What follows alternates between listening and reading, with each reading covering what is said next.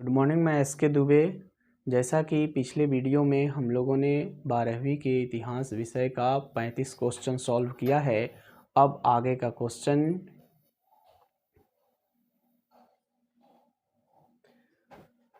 चंद्रगुप्त मौर्य के जीवन और उपलब्धियों का वर्णन करें। क्वेश्चन है 36 नंबर, चंद्रगुप्त मौर्य के जीवन और उपलब्धियों का वर्णन करें।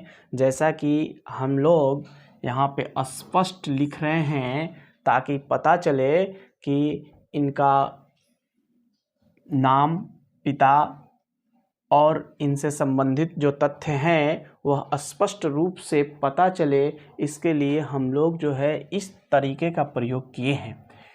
चंद्रगुप्त मौर्य नाम हो गया, इन्हें सेंडोकोटस भी कहा जाता है। इनके पिता जो है मौर्य क्षेत्र के जो है सरदार थे। इनका मूल निवास स्थान गोरखपुर में पिपली वन है और उसी में मौर्य क्षेत्र था जिसके सरदार इनके पिता थे। इनकी माता का नाम मूरा था और इनके पिता की मृत्यु कबीलाई युद्ध में हो गया, जिसके चलते इनकी माता मूरा अपने पुत्र चंद्रगुप्त मौर्य को पाटलिपुत्र लेके आती है। यही इनका जन्म होता है। इनका प्रारंभिक जीवन गौपालक के रूप में और शिकारी के यहाँ जो है नौकरी में व्यतीत हुआ। इनकी पत्नी कार्नेलिया, जिन्हें हम हेलन भी कहते हैं, इनके पुत्र हैं बिंदुसार। अब रही बात चंद्रगुप्त मौर्य का, तो चंद्रगुप्त मौर्य का शासनकाल 322 से 298 ईसा पूर्व तक रहा। इनके राजनैतिक गुरु चाणक्य थे, जिन्हें विष्णुगुप्त और कौटिल्य के नाम से जाना जाता है। कौटिल्य के नाम से जो है एक पुस्तक अर्थशास्त्र लिखा गया है। इन्होंने जैनी गुरु भद्रबाहु से जैन धर्म की दीक्षा ली। इनकी मृत्यु 298 बीसी में संलेखन विधि से, यानी उपवास के द्वारा अंत समय में प्राण का त्याग करना संलेखन विधि है। और चंद्रगुप्त मौर्य ने संलेखन विधि से श्रवणबेलगोला में अपने प्राण का त्याग किया। श्रवणबेलगोला कर्नाटक में पड़ता है। इनकी सबसे बड़ी उपलब्धि है कि इन्होंने नंद वंश के अंतिम शासक धनानंद को पराजित कर मगध पर मौर्य वंश की स्थापना की। 305 ईसा पूर्व में सिकंदर के सेनापति सेल्यूकस निकेटर से इनका युद्ध हुआ, जिसमें सेल्यूकस निकेटर पराजित हुआ। पराजय के बाद चंद्रगुप्त मौर्य को काबुल, कंधार, हेरात, मकरान का राज्य प्राप्त हुआ तथा सेल्यूकस की पुत्री कार्नेलिया से चंद्रगुप्त मौर्य का विवाह हुआ। यह भारत का पहला साम्राज्य निर्माता था। साल साम्राज्य स्थापित किया। सेल्यूकस निकेटर कौन था, इसका संक्षिप्त परिचय दें। सेल्यूकस निकेटर सिकंदर के सबसे योग्य सेनापतियों में से एक था। सिकंदर की मृत्यु के बाद सेल्यूकस निकेटर भारत के विजित क्षेत्रों का उत्तराधिकारी बना। वह चाहता था कि सिकंदर ने जिन क्षेत्रों का विजय किया था उस क्षेत्र पर पुनः अधिकार करें। इसी उद्देश्य से इसने 305 बीसी में भारत पर आक्रमण किया।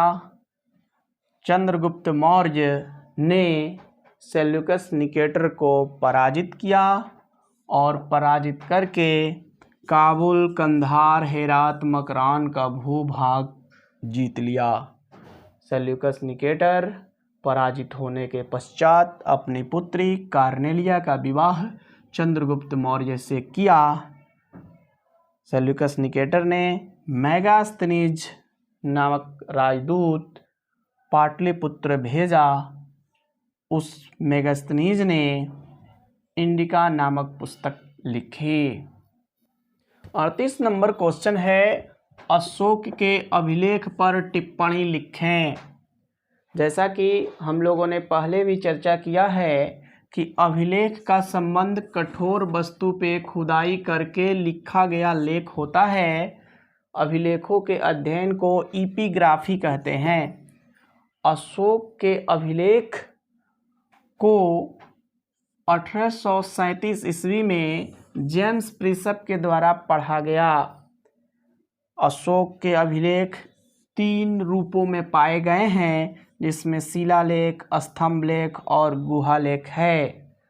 शिलालेखों की संख्या 14, स्तंभलेखों की संख्या 6 और गुहालेखों की संख्या 3 है। इस अभिलेख के आधार पर रामकृष्ण भंडारकर ने अशोक का इतिहास लिखा है। आपका क्वेश्चन 39 नंबर है, कलिंग युद्ध का अशोक पर क्या प्रभाव पड़ा। अशोक पर पड़ने वाले प्रभावों की चर्चा करना है। इस युद्ध की जानकारी अशोक के 13वें शिलालेख से मिलती है और यह युद्ध 261 बीसी में हुआ था, जो अशोक के राज्याभिषेक के 8वें वर्ष यह युद्ध हुआ। कलिंग का क्षेत्र जो है वह वर्तमान उड़ीसा में स्थित है। यह बिंदुसार के समय में स्वतंत्र हो गया था, जिसे अशोक ने जीता, परंतु इस युद्ध में भीषण नरसंहार हुआ और इस युद्ध में 1 लाख लोग मारे गए तथा 1.5 लाख लोग घायल हुए। इससे अशोक का हृदय परिवर्तित हो गया। यही अशोक पर प्रभाव पड़ता है। कलिंग युद्ध का अशोक का हृदय परिवर्तित कर दिया। इस युद्ध के बाद अशोक अपने भतीजा न्योगृद्ध से प्रेरित होते हैं, जो पहले से ही बौद्ध धर्म की दीक्षा ले चुके थे। उनसे प्रेरित होकर के बौद्ध गुरु उपगुप्त से बौद्ध धर्म की दीक्षा ली। पुनः अशोक ने बौद्ध धर्म की शिक्षा मोगलीपुत्र तिष्य से लिया। अब अगला क्वेश्चन 40 नंबर है, अशोक के धम्म पर संक्षिप्त टिप्पणी लिखें। धम्म पाली भाषा का शब्द है, इसका अर्थ धर्म होता है। अशोक ने अपना खुद का धम्म चलाया। इसकी जानकारी अशोक के दूसरे स्तंभ लेख से मिलती है। अशोक का धम्म सभी धर्मों का सार था।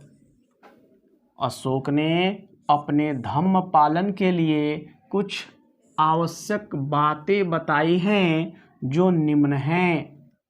प्राणियों की हत्या न करना, यानी जीव हत्या पर अशोक ने प्रतिबंध लगाया। माता पिता की सेवा करना, वृद्धों की सेवा करना, गुरुजनों का सम्मान करना, अपने मित्रों, परिचितों, श्रमणों एवं दासों के साथ अच्छा व्यवहार करना।